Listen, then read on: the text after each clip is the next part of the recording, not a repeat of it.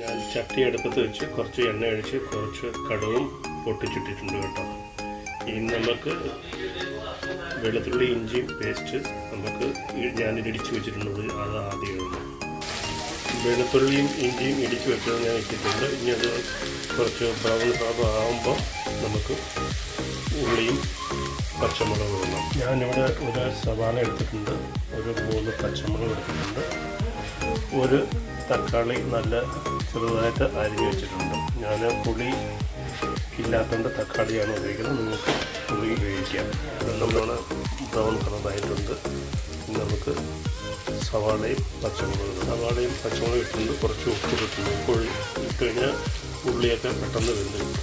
ഇഞ്ചിയും വെളുത്തുള്ളിയും പച്ചമുളകും ഉള്ളിയെല്ലാം നല്ലോണം ബ്രൗൺ കളറായിട്ടുണ്ട്. ഇനി മസാല, ഞാനിവിടെ മസാല എടുത്തത് 2 സ്പൂൺ മുളക് പൊടി, ഒരു സ്പൂൺ മല്ലിപ്പൊടി, 1/2 സ്പൂൺ ജീരകപ്പൊടി, 1/4 സ്പൂൺ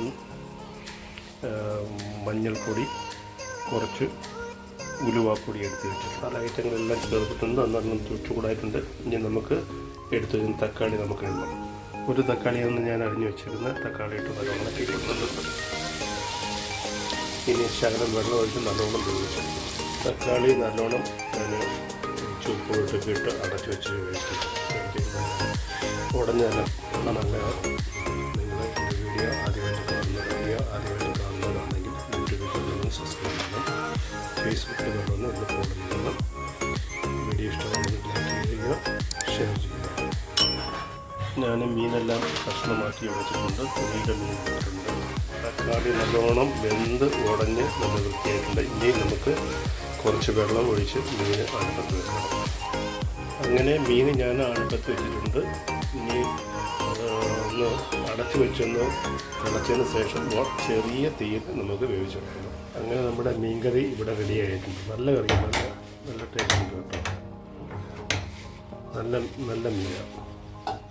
അതൊരു 240 രൂപയ്ക്കകത്തേ ഉള്ളൂ. 230, 240 രൂപയ്ക്കകത്തേ ഉള്ളൂ. നല്ല മീനാണ് കേട്ടോ. നിങ്ങളുടെ വീഡിയോ യൂട്യൂബിൽ കാണുമെന്നെങ്കിൽ ഒന്ന് സബ്സ്ക്രൈബ് ചെയ്യണം, ഒന്ന് ലൈക്ക് ചെയ്യണം. ഫേസ്ബുക്കിലും ഇതേ വീഡിയോ ആണ് ഇടുന്നത്. ഫേസ്ബുക്കിൽ കാണുമ്പോൾ ഒന്ന് ഫോളോ ചെയ്യണം, ലൈക്ക് ചെയ്യണം. Okay, thank you.